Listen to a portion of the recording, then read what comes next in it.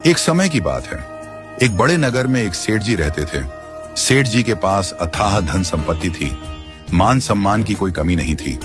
उनकी एक इकलौती बेटी थी जिसकी उन्होंने बड़ी धूमधाम से शादी की, एक प्रतिष्ठित और सम्मानित परिवार में। लेकिन दुर्भाग्यवश विवाह के कुछ समय बाद ही बेटी का भाग्य बदल गया। उसका पति जुआरी और शराबी निकला। धीरे धीरे उनके घर की सारी संपत्ति नष्ट हो गई। बेटी की यह हालत जानकर सेठानी जी का हृदय व्यथित हो उठता था। वो रोज सेठ जी से कहती, आप तो सैकड़ों लोगों की सहायता करते हैं, लेकिन अपनी बेटी की मदद क्यों नहीं करते? वह अपनी ही किस्मत से जूझ रही है। सेठ जी शांत भाव से उत्तर देते, जब उसके भाग्य का समय आएगा, मदद स्वयं चलकर उसके पास पहुंचेगी। एक दिन सेठ जी किसी कार्यवश नगर से बाहर गए हुए थे। उसी दिन संयोग से उनका दामाद उनके घर आ पहुंचा। सेठानी जी ने उसका आदर सत्कार किया।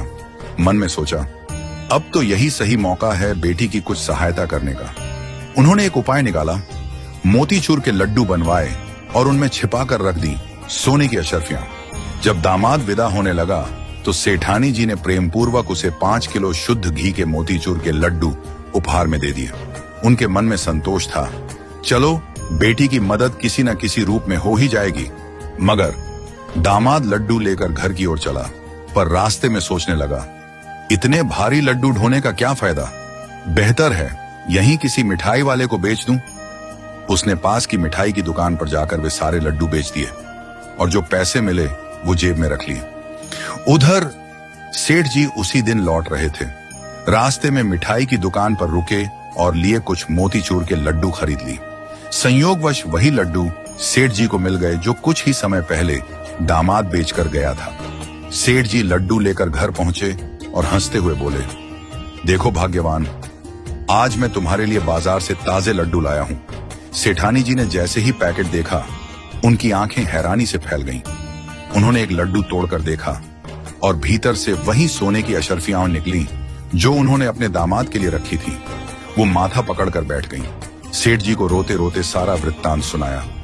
सेठ जी मुस्कुराए और बोले, मैंने पहले ही कहा था भाग्यवान, जब उसके भाग्य का समय आएगा तो सहायता खुद चलकर उसके पास पहुंचेगी। देखो, न वो अशर्फियां उसके भाग्य में थीं और न ही मिठाई वाले के। इसलिए कहते हैं, भाग्य से ज्यादा और समय से पहले किसी को कुछ नहीं मिलता।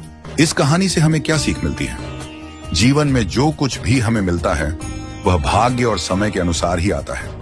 कभी कभी हम किसी की मदद करना चाहते हैं, लेकिन अगर उसका समय नहीं आया तो वह मदद उस तक नहीं पहुंचती। जैसे झूला जितना पीछे जाता है